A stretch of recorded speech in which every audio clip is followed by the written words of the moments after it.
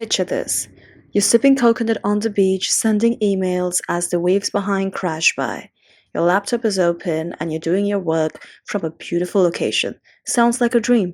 But how many do actually get to live this dream? Digital nomadism or digital nomads, a lifestyle that combines remote work, travel, and technology. There's been a rise of digital nomads all over the world, specifically after the pandemic. It happened so in the pandemic of 2020, where we all were forced to go back home and sit at home during quarantines, and we all were working from home. From there, a whole new way of work started, where we all started working from home.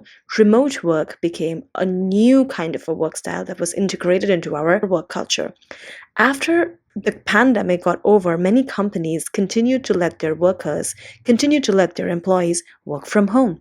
It became something as natural, and as people started working from home, they realized, you're saving up on office space, you're saving up on commute time, saving up on so many things, and you're actually getting a lot of work done. It became a practice where in many companies it was hybrid, where you would be working sometimes from the company, sometimes from home, and some jobs just started becoming more possible as it was only open for remote positions. So, who is a digital nomad? A digital nomad is someone who can work from home or work from anywhere in the world as far as he or she has a laptop, access to internet, and can just send those emails and work from wherever they want. So that does not need to be a home or an office. It could be a beautiful beachside place. It could be a beautiful mountainside place. It could be anywhere in the world. You're not supposed to go back to your company, but you're working for your company. So that gave rise to a lot of different things. Global number of digital nomads jumped from 7 million in 2019 to over 15 million in 2023 and 2024. Today, let's unpack digital nomadism. Is it the ultimate freedom, or is it a lifestyle rooted in privilege, accessible to only a few? We'll dive into its benefits, impacts, advantages, disadvantages, and its impact specifically on the local community, and we'll talk about how to make it more ethical and inclusive. The freedom of digital nomadism, flexibility in work and life. Digital nomads can design, schedule, reschedule, program their work schedule, their lifestyle, their personal life, according to what inspires them. Imagine this. Example, Ella is a designer. She's a freelance designer. She spends her mornings sketching designs at a Bali cafe. In the afternoon, she goes surfing. In the evening, she goes for a yoga beach class. Sounds ideal. Keeping in mind the deliveries that they have to do, they can do that from any part of the world at any time of the world. Sure, when you have specific clients, you have to be available for those meetings where you have a lot of co-working spaces from where you can access them. If not that, then you still have access to a lot of work cafes from where you could do that in different parts of the digital nomad locations. So it gives you flexibility to work from wherever you want. It gives you a lot more control on how much work do you want to take and how much work you don't want to take. It also gives you flexibility in life, where we've been grown up with this idea that you have to have a 9 to 5 job. So when you're having a 9 to 5 job, you at work for most of the day, so you're not being able to do a lot of other things. But these digital nomads who work maybe for 3 to 4 or 5 hours in the morning, go surfing in the afternoon, and then they work probably in the night or in some evenings, because it's the different work hours, it's the different time schedules, timelines that happen. Maybe you are in Bali and you are working with a client in Europe. Maybe you are in Europe and you're working with a client in America. So you have to tally those work schedules, but you have full freedom, flexibility to be able to do that. Increased global connectivity. We also saw this in the pandemic, where Zoom suddenly shot to different levels of a surge of downloads. So Zoom was when we all were using, where we would connect through Zoom to be able to access to our meetings. Initially it was just a 40-minute work call, but you pay, then you extend it a little longer. So a lot of these tools that made sure that we were all very connected, like Zoom, Slack, Asana, which allows collaboration over seamless time zones. It doesn't matter if your client is in New York and your team is in London, you're always connected. Mental and emotional benefits. Being a digital nomad, like I said at the beginning, you are escaping the 9 to 5 grind. You're focusing more on your mental and emotional growth as well. You're not going to work in the metro. You're not sitting in the traffic and going to work for 2 hours sitting in the traffic and coming back. You're not wasting your time through the commute. You're not taking the time of the office space. You're saving on a lot more time just when you're working outside your home, or from a different location, creating and harnessing your personal growth as well. Imagine this. Imagine Ella, who's just started working remotely. She's learned to adapt to new cultures, navigate new languages, and step out of her comfort zone. It's a mindset shift. Ella, who's moved to Bali, or let's say Ella has now moved from Bali, which is one huge hotspot of digital nomads, to the Canary Islands, which is another big hotspot of digital nomads. So Ella has just moved to the Canary Islands. She's learning Spanish. She's meeting different fellow digital nomads from different parts of the world. She's making new connections. She's stepping out of her comfort zone. She's meeting new people. She's making a new lifestyle for herself. She's fostering a new way of work culture and personal life for herself. Privilege behind digital nomadism. Financial stability to start. To be able to be a digital nomad, you do kind of need a high earning income job or a specific skill set which allows you to not be at work, which allows you to not be going and accessing the 9 to 5 grind. So that means you have to be a little high skilled, or you have to be skilled in a very particular skill, or you have to be skilled in a very particular thing which you can access from anywhere. So for that, you might have to study a lot more. Or it does require some bit of upfront savings. Maybe you're just going to a new place in Bali or in Fuerteventura or in Tenerife and you don't know the place at all. You have to pay for the house up front, you have to pay for the deposit up front like any other place, but it's a new country, it's a new culture, it's a new language, it's a new way of being, it's a new lifestyle. So you have to have a bit of savings up front to be able to access that. For example, if you're in tech or design, your career transitions easily into remote work. But what about people in healthcare? What about people who are teachers? Well, teachers do also have an advantage, as many teachers do access online classes. But what about teachers who cannot do that? What about the healthcare workers? What about some lawyers who can do access who can do access their services, who can do provide their services online? Passport privileges.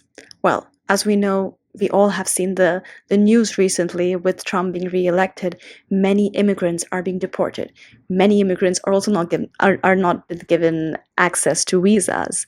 The access to visa has become even a little more stricter than it was before. So now let's talk a little bit from the passport privilege perspective. If you have a US or EU passport, you can access a digital nomad lifestyle way easier because you're not restricted by visa limitations. But if you come from a developing country where there are a lot of visa limitations, you're not able to access the same field easily. Spain and Portugal introduced the digital nomad visa. What is a digital nomad visa? That is, if you are in this kind of a high school job or any kind of a job that allows you to work remotely, you are staying, let's say you're an American, all right? You got your digital nomad visa because you are working for a tech company or you're working for a specific company back home in America, which allows you to work remotely. So you move to Europe on a digital nomad visa and you have a little less requirements because you have an American passport. The same thing goes with a lot of other passports. So a lot of people from developing countries do face this challenge of not being able to access this privilege because of the passport that they have, and because of the ties that a lot of these countries who are allowing this digital nomadism don't tally with the countries they're born in. Cultural and economic impact. Example. In Bali, locals have spoken about skyrocketing rents, with some unable to afford living in their own neighborhoods. There's a direct result of wealthy nomads driving up demand.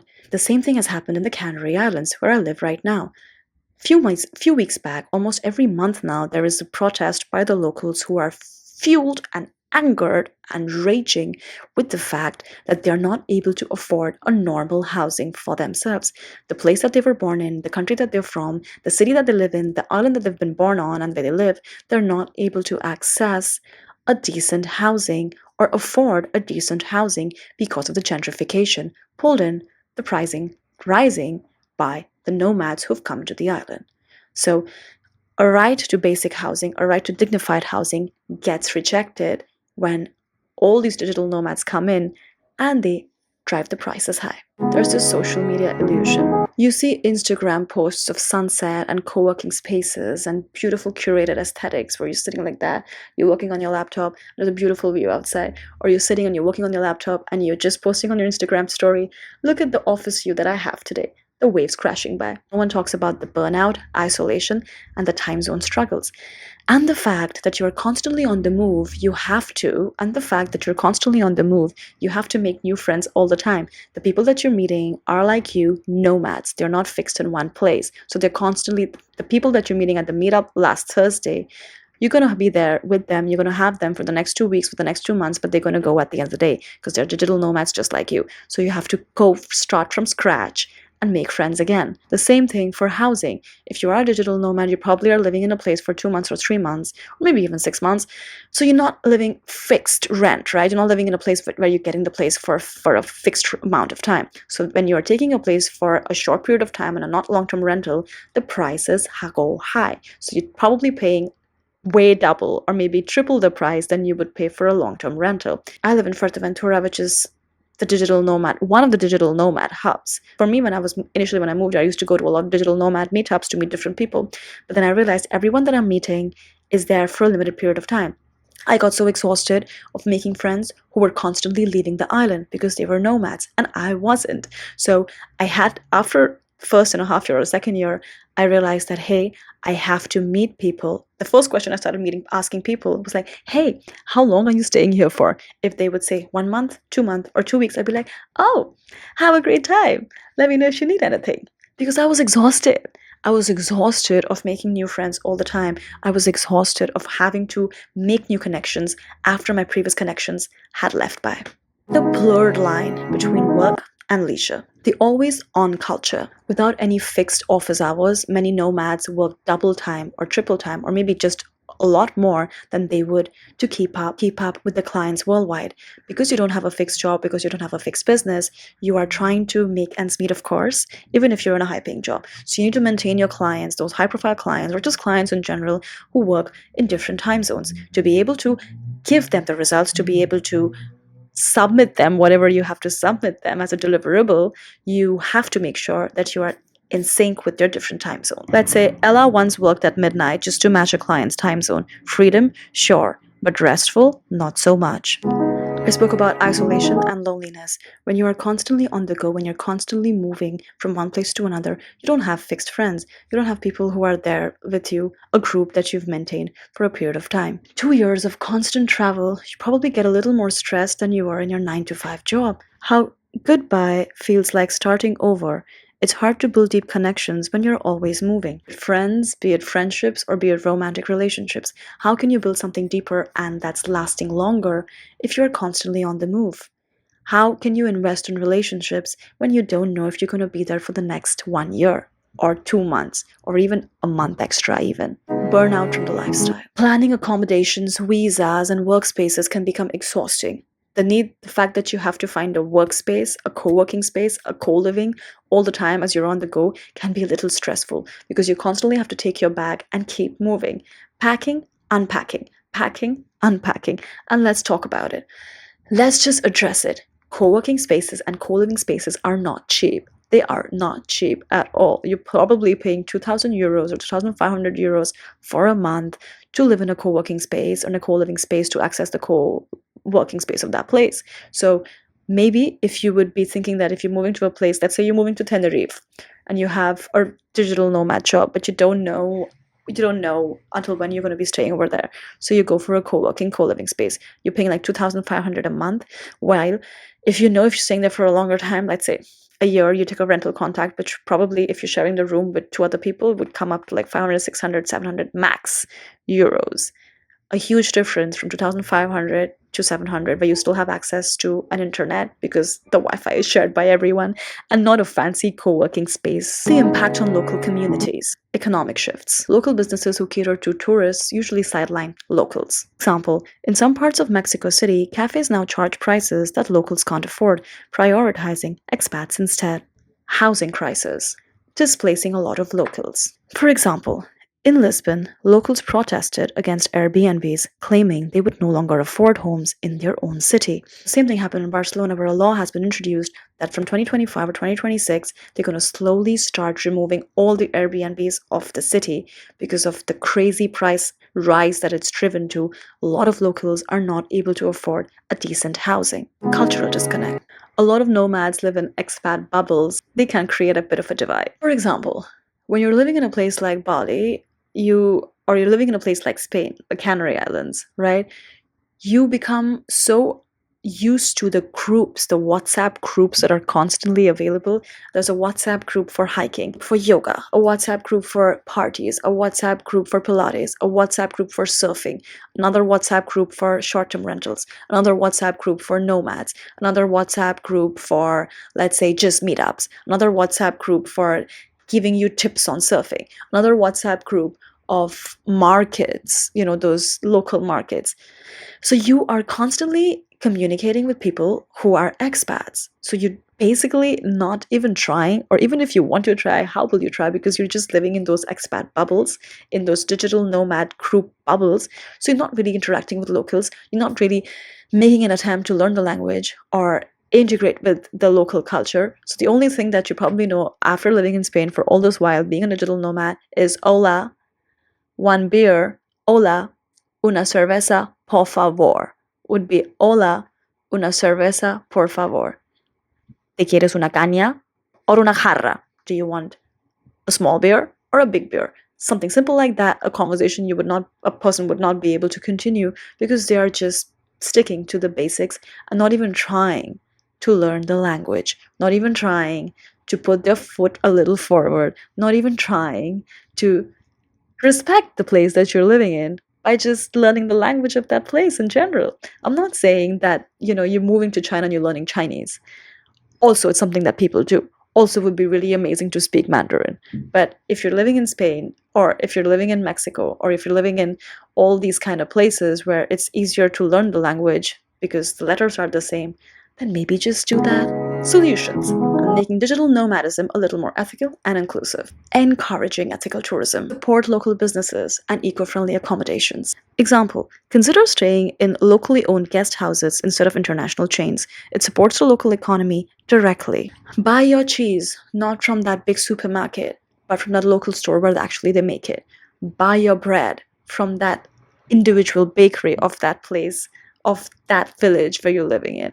Rent a place through a local, not in those fancy, aesthetically pleasing nomad living. Make the lifestyle a little more inclusive. Make remote work opportunities accessible to everyone, not just those with the passport privilege. Example: governments could offer more accessible visas for all workers, not just tech professionals from wealthy countries. Accessibility to people from different parts of developing countries as well, and remote work opportunities not just in tech and design, but in different kinds of work sectors as well. Practical tips for transitioning. Start small. Negotiate remote work days with your employer before directly diving in. Savings. Make sure that you have 6 months worth of savings covered up.